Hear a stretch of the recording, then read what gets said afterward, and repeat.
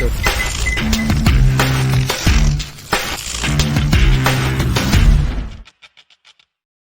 This episode of the Buffalonian Podcast is brought to you by the Buffalonian division of the Castsource Podcast Network. A podcast network built by Buffalonians for Buffalonians, featuring the Wings with Blue Cheese podcast and the Buffalonian Podcast, with more shows on the way very soon. Find these shows wherever you listen to your favorite podcasts, or simply visit our website posted in the episode description. Now, without further ado, let's get into the Bills, Sabres, hot takes, and more of the Buffalonian Podcast. All right. Let's go.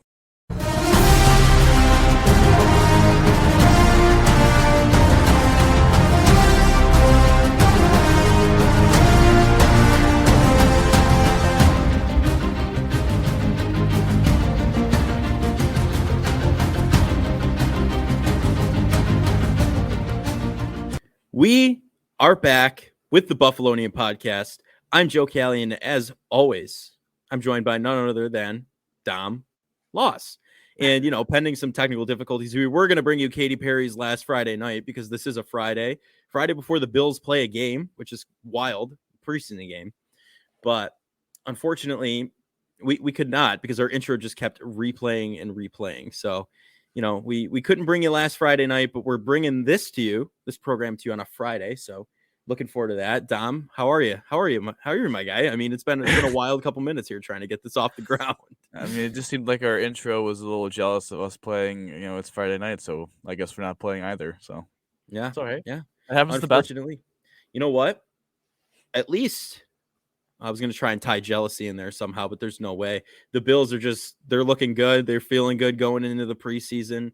Diggs and Allen will not play tomorrow. But before we get into the preseason matchup, little preview of betting on the Bills for the season. Look at that. We're getting right into it. You were at the red and blue game, as mentioned last episode. You were in the navy blue polo with the iPad strapped around your neck as the mobile ticket assistant. I was there as a viewer. Did not stay for very long. As a fan, yeah, I did not stay for very long. No reason here or there, but it just was, the starters aren't playing. It's just kind of like, okay, I'm watching you practice. It was 85 degrees and we were in the sun for a while. And I don't know. I saw a little bit of it. I saw Josh come out in the blue helmet, which was cool. I saw the stadium construction, which I was looking forward to seeing. That was pretty cool. But other than that, I mean, it wasn't anything spectacular. So, and it was like game day traffic. I was so aggravated driving there. I'm like, really? I mean, I guess 35,000 people for practice. That's pretty impressive for fan base standard. But I mean, for my time standard, no, I didn't want to sit in traffic like it was a game, I mean, what were did you view it afterwards, or did you leave after I was able to see some of it. Yeah, it was a practice. I think last year it felt like it was more of a scrimmage type, like it seemed to be like more of a 11-on-11 going up and down the field kind of thing. This year it was just a practice. And yeah, I mean, there's definitely a lot that we could discuss and take away, but I think the overall theme is it was, I don't know, even if you were whelmed, you were kind of a little underwhelmed, I would say, but it was still good to be out there. You still got like the vibes of like the team coming back, but I mean, it doesn't help that Knox had a drop, Kincaid had a drop, Gabe Davis had a drop. So and then all of a sudden, like all these snaps are going to Kyle Allen and Matt Barkley, and we'll talk about it later. But both of them seemed to really struggle, so it wasn't really entertaining at all. And so I don't know. And yeah, it was cool, as you said, to see the stadium and to be there. I gotta say, the blue helmet, it's all right. Like, I think it's overrated. I think the red one is significantly better than the blue helmet. That's just my opinion, but. And I don't even like. I mean, blue's my favorite color, and I'll even stand on that hill. The red helmet is better than the blue helmet. Would you agree? It's tough. I saw your story. I saw your Instagram story, and I incredibly disagree with it. I thought it was one of your worst takes. Okay, all right. So I'll lay the take out there. I own both a red signed by Jim Kelly and then just a blue replica helmet, right? I have both of them. And I don't know, the red kind of is it's stitched in with losing 4 Super Bowls in early 2000s. Disgusting navy blue jerseys. And the blue, though, it's fresh, it's new for a new team. That's A new this is era. new era, literally new era field, not anymore, but um it would I think I would rather see the blue. I can't say that actually though. Like I think I still stand by my take that the red is associated with losing the 4 Super Bowls and a bad run in the early 2000s, right? But the blue also kind of reminds me of the New York Giants in a way, and I'm kind of like, okay, I disagree. I think the Reds are associated with the best jerseys in team history and probably the best era in team history. I know now in the early 2020s, the potential for this team but I mean, those red helmets do associate with the best of the franchise at that moment. The best players in the history of the franchise are playing at that time. Bruce Smith, Jim Kelly, Thurman Thomas, Andre Reed, Steve Tasker, who should be in the Hall of Fame. Like, yeah. I think that's what the red associates with, also having amazing jerseys. The blue doesn't associate with anything because we've never had a blue that helmet before. Like, Right, but what if the blue could associate itself with Josh Allen hoisting the Lombardi Trophy? what's Like it that. even good with? That's what it could. That's what it could do. It goes with the It'd only white, be good all with, like, white with the blue helmet, or all red with the blue helmet. Nah, see, I'm not looking. I don't want to look like Duke University here. You want all red with the red helmet? Yeah, that would be sick. I don't know All, about that, man. all I don't blue know with the about blue that. helmet looks like trash. No, Well, the you would wear helmet the does not white look helmet. You would good. The have helmet, alternates. it just does not work. The blue helmet just strictly does not work with the logo, the color scheme. It doesn't hit. The red helmet is far superior. All right. Well, you'll have to let us know out there, our lovely loyal listeners, what you think. You can, leave a comment and just let us know. Are you vibing with the blue, or are you stuck in the mud with wanting the red back? Hater. Hey, listen. I think red helmet, wide right. Okay, like that's right there. White That's your helmet. own fault. You weren't even born then. Yeah. No, half the Bills fans weren't though. I think there's a reason he wore the red last year. Everyone got Yeah, all that's the crazy about it. reason. Yeah, and then now he Josh wears Allen the himself. blue. I think it was a tester to see what one they actually make the alternate helmet. Josh said it himself that the red ones are better than the blue ones. So that immediately makes your opinion invalid. Oh, but just because Josh Allen says something, my opinion's invalid. Is that what that means? Yes. Yeah. Okay. All right. You know what? I can accept that. I'll accept it. But anyway, saw him come out in the blue helmet. I'm a proponent for it. Dom is not, and that's okay. You'll just have to let us know. You'll have to let us know. We'll have to honestly, we'll make a Twitter poll. How about that? Or an X poll, whatever they call it now. And and see what what the listeners and viewers think out there. Just any Bills fan thinks out there on Twitter. So yeah. But anyway, you're right. I mean, it was more of a practice this year. Last year felt like more of a scrimmage. But anyway, it was when I saw Kincaid and Knox drop it right in front, and I was like, okay, all right, this is a great start. We're looking good right now. I was about to say I got my money's worth, but I didn't pay a thing for any of the tickets, so I can't really say that. But Gas. Yeah, gas, whatever. I didn't drive, so I guess I didn't Okay. end up doing that either. But I don't know. But I think it was cool to see them practice after hearing all the good things about it in the preseason. Seeing McDermott call defense, that's one other thing I was interested in. It's got to be an interesting dynamic for rooting for the offense also and Josh, but also hoping for the downfall on the drive, hoping your defense gets the best of them. Yeah. But I'm excited to see how that looks in the season and the preseason as well. So I think, it was a cool experience to go see it, but I'm really looking forward. I mean, I don't know if I mentioned this yet or not on the show. I know we've talked about it. I'm looking forward to, I'll be in New Jersey on week 1. I'll do a special report from the Jets. So I'll be seeing that game live. Yeah. So yeah, I think it's a good opportunity though for people that may not be able to come out to a game, come see the team practice, come be in the stadium, and not having to drive the hour and 15 from us to Rochester. I mean, some people probably have. So I respect all of that. It's funny to me because I think we've all heard the buzz about Gabe Davis probably having the best camp out of anyone, And it is just funny to me that he was not very good in the scrimmage because he dropped that one ball over the middle. So it was like, you really like. I mean, I also the practice I went to, he wasn't bad, but he wasn't very like involved in the offense when they were doing the 11-on-11. So it was just kind of funny. Like I probably picked like the two worst days to like see Gabe Davis throughout his best camp of his career, and like the 2 days I picked to go to camp or the scrimmage, he was pretty like underwhelming. Oh yeah, yeah. It's whatever. I mean, I think he's gonna have a bounce back season either way.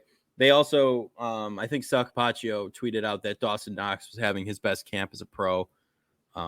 So that I'm a big Dawson Knox guy, so I'm excited to see that.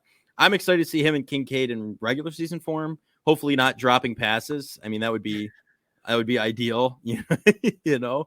But yeah, it was a cool experience. Overall, I mean, you're right. It's for the people who don't want to drive the hour 45, whatever it is, to Rochester from here, wherever you live in Western New York. You could be up in Lockport, and that's even further, or up in Lewiston, that's even further. So, or even further down south in Orchard Park, it's a far drive. So, the fact that it was back in the backyard was a cool experience either way. So, Yeah, I just think also there's definitely some takeaways. There's positives and negatives from the scrimmage. I think the biggest takeaway happens to be a negative takeaway, which is the quarterback play outside of Josh is a huge concern. mm-hmm. We saw this for years. Signing Mitch Trubisky, trading for Case Keenum. Heck, I know it didn't work out, but drafting Jake Fromm, like the Bills have spent some resources on making sure the backup quarterback to Josh Allen is at least viable, where obviously the Bills will not be winning the Super Bowl if Josh Allen gets injured. I think that's just a fact. Yeah, Matt Barkley's not saving the season, or Kyle It's not Allen. it's not a situation where even if he goes down for considerable time, like someone could really save it. But like with Mitch Trubisky and Case Keenum, it was kind of like, all right, like with the Josh the elbow thing, if he was really going to rest the 4 weeks, it's like okay, like Case Keenum can play 4 games and we could go 2-2 and not tread water per se. This though, if Josh misses any time, it's not even treading water. I think it's a disaster because I don't know how this offense is going to function. I mean, the defense would have to absolutely carry. It had to be against the soft spot of the schedule. They both look terrible, and I don't know. I'm a little bit more concerned about than I thought because obviously you want Josh to be healthy all 17 games plus the playoffs, but that's not always the case. It wasn't the case last year. Really, he was hampered a little bit. So I don't know. I think that's backup quarterback is the one spot where they really, yes, middle linebacker losing Tremaine, probably maybe the spot where they probably have decreased play the most, but losing Case Keenum for practically nothing. I know Case Keenum's Case Keenum, but not having a real solid replacement plan for that backup quarterback position, that's a real hole in the. That's up there with what they did at middle linebacker and right tackle for me. The lack of moves on those three positions. Yeah. Yeah. I mean, I'm kind of right on board with you. I really have nothing to add to that. It was pretty solid, if you ask me. Also, it But was frustrating because Kyle Allen, I'm talking about here, is he also missed like four snaps where he like mishandled or yep. that's a huge concern. Last year was really eye opening for me. Is that Dolphins game of being like, wow, and also I guess you could even say the Vikings game they gave up the touchdown on a botched snap. Like, you kind of don't underestimate how important like this snap from under center is, or even just shotgun snaps in general. I mean, look what happened to the Ravens in the 2021 divisional round against the Bills. Like their center couldn't snap the ball straight, and it got Lamar concussed because I believe he Bad. snapped it over. Yeah, I believe he snapped it over his head, and Lamar like got nailed. Like you don't understand how much you need a good like snap, like just snapping the ball. It's so like to the it's so easy it seems, but then when it mistakes, it's like wow. Like so for that to Yeah. happen 4 times, I just think it's a concern and. I don't know. The Kyle Allen, Matt Barkley don't really play like Josh, nor did Case Keenum last year. The only one that really did was Mitch. That's why it was a good backup quarterback option because at least like without Josh, you could have an athletic quarterback that can make some throws. But I don't know with the crunch of the salary cap, the I'm not saying the points of the backup quarterback, but the strength of the backup quarterback position that the Bills used to have doesn't seem to be there, and it could hopefully, knock on wood, not bite them in the butt. Well, yeah, I mean, I felt the most comfortable with Mitch Trubisky, right? You mentioned him. I personally felt the most comfortable with him with Josh Allen, but it's tough because like last year, Allen's elbow, right? That was a huge thing at the end of the season. People thought, it could have been torn that week. It could have been whatever. Like we didn't have. I still think either way we put in Keenum or Barkley, we lose that game. We lost it anyway, but what a horrible game. I'm sorry. I watched the quarterback show, and that game was a huge centerpiece of like the second episode with Kirk. And wow. Anyway, back on track here. I don't think I would rather Trubisky, I would have been confident in coming in and taking that week off of Josh's hands, right? And maybe putting up a better chance. Keenum, Kyle Allen, Matt Barkley. Sorry, Barkley, you put up a good fight against the Jets a couple years ago and really, solidified your spot as a third stringer. But that was really it. Like I don't have confidence that if Josh does go down and he needs to rest in order to come back and be able to take the team further into the postseason, that we have that. I really don't think we have that. And that's scary because, as I mentioned, the closest thing we had to it was definitely Mitch Trubisky because he plays similarly to Allen. He could play in the same system and be somewhat okay, Yeah. But I would agree. But I mean, there's some positives. I really like Latavius Murray. I think is going to have a bigger impact on this team than I thought when they signed him. 2 weeks after free agency? Damian Harris looks pretty good. So having that like power back and short yardage, not having to rely on Josh in the red zone or short yardage much, I think is going to be good stuff. Very beneficial. Now, my concern would be, well, it's positive and negative. The defensive line looked very good. And we say that every year, and then by the time we get to December or January, for whatever reason, the defensive line just seems to. I don't want to say they get figured out, but they just never play. The defensive line for the Bills never seem to be playing at their best come January. It seems to be coming the first couple of weeks in the year, and then they kind of tail off and become, very inconsistent. So maybe this year with more depth, getting Von back, it won't be out of that, but. The lack of depth in the offensive line, especially the offensive tackle position, is, you have a good one in Deion Dawkins, and then Spencer Brown, we've talked about him being potentially the worst right tackle in football. Yeah. And Questenberry and Brandon Shell aren't really dudes that are give you a lot of hope to, supplant Brown to be better than Brown or even play when Brown's injured. So I don't know. The second team offensive line did not play very well in the scrimmage, and I mean, listen, the second team defensive line is very good. It could be a lot of NFL starters, I believe. Still a concern though, for me, the depths of the offensive line if they get ravaged by injury, which they did last year as well. Yeah. If Mitch Morse gets his 7th or 8th concussion with the Bills, I mean, what are the odds he keeps playing? You're gonna have to. There's got to be some depth. I hope we're wrong on it, and maybe they've had a good camp and they're sneaky. Something's going to happen. I'm not confident in that at all. You know who I am confident in, though, is Poona Ford. I love that guy. A little stocky, big guy. He's making a difference. I'm telling you, on the defense, he's going to be amazing. I love it. The defense does look good. And yes, like you said, we said that last season, and they always seem to just kind of fizzle out and get figured out.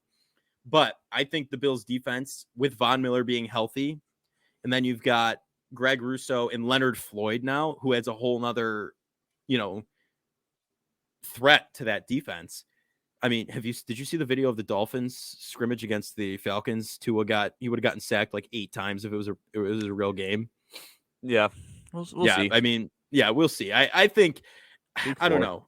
And I've seen all the memes. Tua's not making it this season or whatever. I mean, they could really, it's a scrimmage at the end of the day, but the Bills defense, I think, is going to be not a false facade of a top 5 defense. It's going to be a top 5 defense. I can confidently say that, I think. Well, and with McDermott's a little more aggressive. I'm very excited about that again. Yeah, it seems to be that it's a 50-50 battle at middle linebacker between Dobbs and Bernard. Bernard had a hamstring injury the other day, though, so I guess that's something to monitor. And then throughout the preseason. cornerback, you have no idea. I'm sorry. Like between Elam Jackson and Benford, like it seemed like Benford was out of it, and then apparently he had a really good day. I believe Wednesday, maybe Tuesday this week, and it got him right back in the competition. So that two spots in that defense are really up for grabs. But yeah, it's an interesting unit. I think it was interesting when the depth chart, the official depth chart was released by the Bills. I don't know how much you want to really truly look into it, but quote unquote official. Yeah. Yeah, but having putting forward the fifth defensive tackle, I thought was interesting. That was a little confusing for me, just because I think yes, Tim Settle's had a good camp. Jordan Phillips coming back from injury, but We I don't know. saw I how think Tim Settle performed last year, man. I don't know. I feel like I don't know that to me was like the one that was like really shaky, and then obviously like having you seen cornerback and middle linebacker not really be figured out, but it should be interesting. Obviously, having AJ Epinesa and Lone Ford as your second team defensive edges, so no Boogie or Shaq, kind of be. They're not going to keep six. Well, maybe they do keep five edges because maybe I don't. But see, I don't think Vaughn is going to go on the pub. It seems. Yeah. And so if he doesn't go on the pub and he's on your active 53-man roster, I have a hard time thinking they will keep 6 edge rushers and 5 defensive tackles. I mean, that's 11 players. So I would assume one of Boogie Basham and Shaq Lawson get lost, and I don't know in that defensive tackle room. I guess we're just going to see this preseason and the rest of the practices what happens there, but I don't know. It's definitely going to be an interesting couple weeks. Who makes the last couple spots? We saw last year Cody Ford get traded for a 5th round pick. Maybe there's potential for Brandon Beane to kind of work his magic and get more picks. He has traded back a couple times last draft to get more picks at the end of this year's draft. Now, maybe there's potential for more of that. Maybe he uses one of those picks to get someone from that's on the roster, but not really that much salary cap. So. I don't know. It's going to be an interesting 3 weeks with the preseason games. I'll tell you that for sure. Oh, yeah. I'm going to be watching them all on TV. I will not be at a preseason game. But the only one person. The only one in Buffalo is in Buffalo tomorrow, and it's supposed to be terrible weather. Yeah. Mobile ticket. You could see Dom tomorrow if you're going to the preseason game. I mean, it's going to be interesting. In the weather. Obviously, no Allen, no Diggs. Maybe Davis. Like, it's going to be interesting how Kincaid, Knox, Davis, how they play in the rain. And I definitely think it's a learning, a way for, obviously they've played a practice or two in the rain at St. John Fisher, but playing a legit game in the rain, I think actually does really bode very well for the Bills in learning a new experience that they can't. I mean, you can't really practice for the rain. I mean, you can't practice for the rain, but like actually playing in the rain, a game in the rain is a little bit different from practicing in it. So. Oh yeah, no, for sure. And also, here's a practice tactic I want to toss out there for you and just see. Oh God, we're an open stadium. New stadium's going to be open as well. Field is exposed to the elements. Okay, you know how Holiday Valley has those snowmakers come like October, like you could. When it's cool enough to sustain them, they can keep pumping it. Bill's practice field should be filled with snow 24/7 as soon as November rolls around. They should be practicing with big fans blowing snow everywhere, blizzard conditions. Just imagine how great they would be without that. Then, if that was the everyday practice, and how amazing they would be in it, we wouldn't have to watch, quote unquote, what it was when we saw Damian Harris run 45 times. Maybe he's still in Bill Belichick's pocket. We have no idea. Okay, we have no idea what Sneaky Bill's doing, but he's got a good quarterback. I watched that game last night, the preseason game. Who's number 16? What's his name? Malik Cunningham, their third-string quarterback. Come on, Joe. Malik Cunningham. Wide receiver / quarterback. Is he the next Julian Edelman? That's the question. No, I mean, it's the preseason. It'll be. They gave him a $200,000 signing bonus. They buffed him big time for 3 years. It's wild for an undrafted free agent. We'll see. I mean, it will definitely be interesting. I'm excited to see the Bills have done pretty well in the preseason for the most part, other than they lost the game after the Matt Araiza. I think that just snapped a pretty significant winning. I think they had the second longest winning streak in the preseason at the time behind the Ravens, who never see. It's like their Super Bowl to go 3-0 every year. So it's definitely going to be interesting. Did I tell you seeing the mistake I made? the rookies in action. No, what is it? So, the Hall of Fame game? Sure. You know how they say never to bet on the preseason? You bet on the preseason? I bet on the preseason. I took the Jets by 14 points. 14. Yeah, 2 touchdowns, 2 scores. Man, I wonder who you fire your financial advisor after that one? It was okay. It was a Did you fire your financial advisor? no. I didn't fire. I'm my own financial advisor. It was a You should $20 fire bet. yourself. Yeah, I know. It was a $20 bet for Jets plus 14. Hard Knocks? Did Hard Knocks get you? Is that Hard why? Knocks. No, they didn't get me. I don't believe in the Cleveland Browns, but It's the preseason. it Anything could just happen. But this honestly hammers the fact home that you never bet on the New York Jets. Never. I will not even. I don't think I'll bet on the opener for the Bills and the Jets because you just never bet when the Jets are involved. They're not a good team to bet with. I'm telling you, it ain't good. well, Sorry, just had to throw that out there. Had to tell I think you we're gonna really see a lot in the competitions, and it's gonna be an exciting time to see Dalton Kincaid's first real life action against the NFL team. in-game action. In-game action. Thank you. In-game action. And seeing all these other new additions, Trent Sherfield, Deontay Hardy, who wins that return job, T-Bass, who's been lighting it up so far in training camp, hit one from 56 when we were at the scrimmage. So, yeah, it's an exciting time. Listen, the team is good. The roster is good. The fringe players are also good.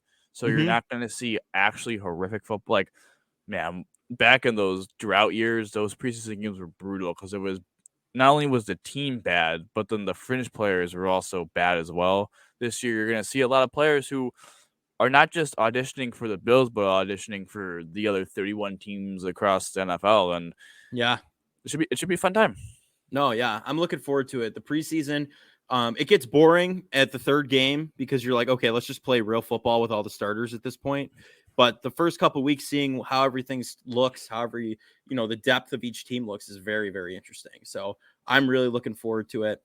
And whatchamacallit? All right, let's make predictions right now. I was just about to ask, do you wanna do a mini betting on the Bills for the Bills? No, let's make our predictions right now on who is going to be the starting middle linebacker come week 1 and the starting cornerback 2 come week 1 as well. Terrell Dodson, he's going to be the starting linebacker. I agree. And cornerback, I want to say it's going to be Dane Jackson. I think he's the favorite for it. As much as I want to see Elam, I think Dane Jackson. I'm going to go Christian Benford. Oh, you're going Benford. I think he comes all the way back. He looked good last year until he got injured. So, I mean, that's very, very, that's a plausible take. Absolutely. Hey, he was one of the starters last year of Dane Jackson week 1. So I think he gets the nod. He comes all the way back for the boys. Yeah, I'm on board with you on that. Honestly, I think Dane Jackson might be the one who's in the position. I think they're going to rotate. Truthfully, I think we'll see all of them, but I think Dane Jackson is named to the position. I would say, but I don't know. It'll be interesting. I'm looking forward to it as much as I can. It's good to see the Bills back in action, even just the preseason. Right. I can't believe we're at this point. I mean, I can't. It's been a freaking long time. Doesn't feel like it though, but it does. Yes, at the same time. Yeah. Yes, it does. It does, but it doesn't, I guess. Yeah. The way last season ended is just like I want this, all the talk about the Diggs drama, what happened at the end of last year. Is there my God. Yeah. Like it's just time to like put the pads on, kick off the big pigskin in the air and get going. I just want to see Matt Milano folding chair annihilate every quarterback that we play this year. Joe Burrow, I want to see folded up. Well, actually, his injury now has been extended, has it not? They said Zach Taylor was like several weeks or whatever, and then he said several weeks from when I said several weeks or something like that. So I was like, okay, all right. I don't know. Calves are. I mean, this isn't. I wish calves no are no ill joke. will, but the calf was the big problem with KD, and when he was with the Warriors, and then he came back and blew out his Achilles. So you hope that doesn't happen. So listen, it makes sense that they're being cautious, and there's no reason for them not to be. It's training camp, and as Burrow really hasn't had training camp throughout his entire career, and look at him. Oh, one thing I do have to add before we go on to the would you rather and all that. Josh being quarterback 4 in the NFL 100 is pretty laughable, but I will say this. is that it is ranking off last year, and Josh being ranked quarterback 4 based off last year's performance is not the end of the world. No, it's not. I do not believe Jalen Hurts is a better quarterback than Josh Allen. He went But to the Super Bowl. you can make. It's not like he went to the Super Bowl. You can make an argument that he had a better season than Josh Allen did. Yes. And Josh Allen also, like we mentioned, his UCL injury, all of that play into it. So yeah, so I think you can make an argument that he was the 4th best quarterback in the league. Had the 4th, I should say 4th best quarterback in the league. That's where I think it's wrong. I think you can make it's easy to make the argument that Josh had the 4th best quarterback season. Doesn't mean he's the 4th best in the league, but he had the 4th best season. Yeah, and I think also, like I mentioned, Jalen Hurts went to the Super Bowl. He's running hot, and a lot of the players see it like that. So I did like the video for Josh, though. Chris Jones saying, "No, he's nasty" or whatever. Like he'll talk nasty to you out there or whatever. It was just love to see the dog in Josh Allen at all times. I just love it. But without further ado, Dom, as you mentioned, I think it is time for some Would You Rather hot takes and more. What do you think? Let's go. Let's go. So let me pull out my notes because I made them before all the weird technical stuff happened. So now I can remember what I was going to do. I'll do the Would You Rather, and then we'll get the past the Prime Hall of Fame because this could be a controversial run. I don't know if we'll induct him or not. But okay, so Would You Rather? I was thinking of like Bills games and my experiences, right? And you've been at a lot of those experiences with me. So I'm sitting there thinking, I went to a preseason game 2 summers ago, maybe. It was horrible sitting there in the hot, blazing sun, right? Sweating through jerseys. That's how bad it was. Okay. Not to get graphic. Well, that's your own fault for wearing a jersey to a preseason game. I digress. But also, we've had an experience of being absolutely frigid at cold games, right? I found the video. I think I sent it to you like 2 weeks ago of us sitting in the nosebleeds for that New England game Monday night, and you could see the wind just whipping everywhere, and it was snow. Our one mistake that game was we were so early. We were in our seats of like an hour before the game. Like that. We did find out though. We did find out I didn't need gloves though. My hands just stayed warm the entire time. Yeah, you're weird like that. Yeah. So somehow that happened. But my question is, would you rather sit through an August Bills game? Say it's not preseason. Say it was like an actual game. Okay, hypothetical. Like a September game that's like 80 degrees. Home openers, 85 degrees, 90% humidity outside. Okay. All right. Or negative wind chills in December. Wow. Or January even. I'll or sit in my garage and eat pizza like we do in the wintertime. I mean, definitely sit in the garage. So you're saying, yeah, definitely that option C. I think I would do the wind chill one.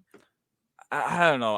I'm you know me, I'm a skinny guy, so I probably should say the heat, but I think the problem with the heat one is that it'll be so hot and there's going to be 60,000 people and you're arm in arm pretty much, and if you're not hydrated, you're definitely going to pass out. So also it's the preseason. I'm not saying the preseason, but it'll be one of the first couple games of the year, and doesn't have. I mean, every game matters, but it kind of doesn't. Like every game matters, but like at the moment, you don't feel that way until the end of the year. Where it's like, man, that game in September really mattered. So in the cold, yeah, every game is going to matter because like, oh my god, the stretch run. It's like the end. We were both at the Miami game last year. Yeah, I would rather do that because it's 60,000 people. You could always just be super.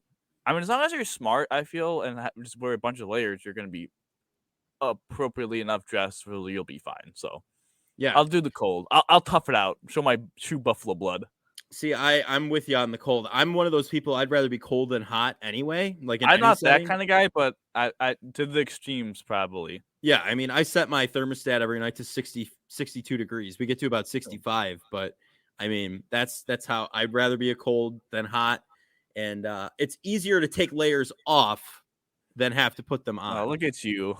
So if I have to take a couple off because I bundled up too much and not be able to take any more off because it's so hot, then, we have a problem there. So because then you might catch a case depending on who you're. Never mind. I'm not going to further talk about that. But anyway, that was I'm with you on the Colt there. I'm going Colt. But now, past their prime Hall of Fame. This player had a tenure with the Bills. He played elsewhere before the Bills. I'm not going to tell you where because it might be a giveaway. He was a very core piece to the Bills in Josh Allen's upbringing. Okay. Now, bounced around a little bit. We got him back in the middle of last season. Cole Beasley past their prime. Well, yeah. Yeah, he's not going to get nearly 1,000 yards with the Giants. Yeah. That was supposed to be controversial, my boy. I don't know. I guess you could, if he had like a preseason last year and didn't come in off of, retirement or whatever. Like, yeah, I guess he played with Tampa Bay, but, if he passes on the playoffs, he did, yeah. But yeah, Cole Beasley past his prime. He's the latest inductee to the past their prime Hall of Fame. Would you look at that? And now, I think it's time for our new game, Sporkle, as you would like to say. So I'm gonna pull that up right now. We're gonna get that ready to go. In this game that we found, kind of taps into a new passion of ours, or not a new passion, a side passion, I should say, an also passion of Star Wars. And we are going to see if we can name NFL teams by a Star Wars helmet. We'll have 4 minutes to do this one. We learned after last time that we did not even look at the quiz last time. It was only a minute long and it was just rapid fire. That was not good. So this is 4 minutes. We have some time to talk about it. So we shall see how it goes. Dom, are you ready to start this thing? Let's go. We gave Dom master control of this game, so we're gonna see how this goes. You're gonna see my terrible spelling. It's okay. It might be a clicker. We don't know. Could be a clicker. Potentially. All right, 3. We have 4 minutes. Here we go. 32 questions. First one's definitely the Chiefs. Yeah. Is that was the first one already on there? Yep. Second one, Dolphins. Greedo. Oh God, your brother would love that. Next Broncos. Broncos. Oh, that's sick. I actually love that. The NFL should partner up with Lucasfilm on that, like the minor league baseball. Next one's the Seahawks of the Wattos. Wattos. Packers. Oh, the Huts. Niners. San Francisco 49ers.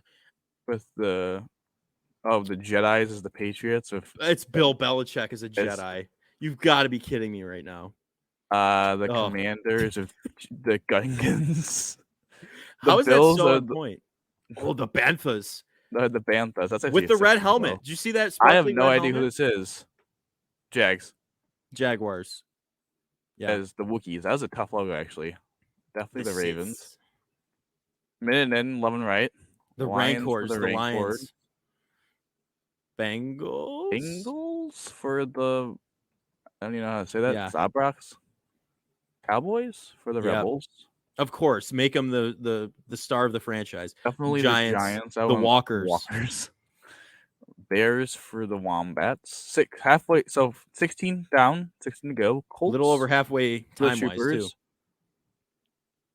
Interceptors is the Falcons. Mm-hmm. Vikings are the... I don't even know what those are. I don't either. The Yodas are the Eagles. Eagles, that's actually perfect. 20 down. I can't read that, but they're the Panthers. The lightsabers are the Chargers. That's an old color for the Chargers, too. It is. That's why it got me. The Droidicas are the Steelers. The Raiders. The Vaders are the Raiders. I love it. 3/4 of the way there. This is the Rams. Mm-hmm. 25. Minute 50 to go. Mandalorians are the Titans. Titans. Come on. Can't Such a good Titans. This has to be the Browns as the Jawas. Of course, they're the Jawas. That's perfect. 5 to go. The Tampa Bay Tuscan Raiders. That's Tampa Bay. Houston. Faces the Texans. That's from Clone Wars. The Royal Guards are the Cardinals. Oh my God, I'm choking. Baseball Cardinals. Cardinals. Right. I just can't spell sometimes. That's Saints. the Saints as The androids. C3PO. 1 to go with a min 10, and the X-Wings or the New York Jets. And we go 100%. perfect. Average score is 80%. How? 88% and we did it with a 88%. minute 9. Would you look at that? Would you And look that, at that? ladies and gentlemen, is how you do it. That's how you do it. I mean, if you're watching on video, you definitely, you could guess along with us. If not, if you're listening, check it out on Sporkle. NFL teams. Pause before we do it, and then do it and come pause back. before we do it and see how we do. We probably should have put that disclaimer before we. It's okay. Sorry. I mean, it's whatever. I'll throw it in the description when we post. I mean, the episode, I guess they can still do it now after we did it. It's not like we Well, I guess we did say the name, so never mind. That didn't work. It's whatever. I mean, it works. But yeah, if you're watching on video and you hear us queuing it up, just pause it, see how you do. If you're listening, go check it out. Sporkle has some great quizzes. No, we are not endorsed in any way. We just like the website, so we just went with it. But very addy though, so just watch that. Yes, especially when we're trying to share the screen, it lags at first because the ads the cookies kind of take over. So Cookie Monster. Without further ado, yeah, right, Cookie Monster, yeah. Without further ado, I think that's going to do it for this edition of the Buffalonian Podcast. I'm Joe Cali, and I was joined by, as always, Dom Loss. And Dom, how do you always end these, buddy? Go Bills, baby. Go Bills.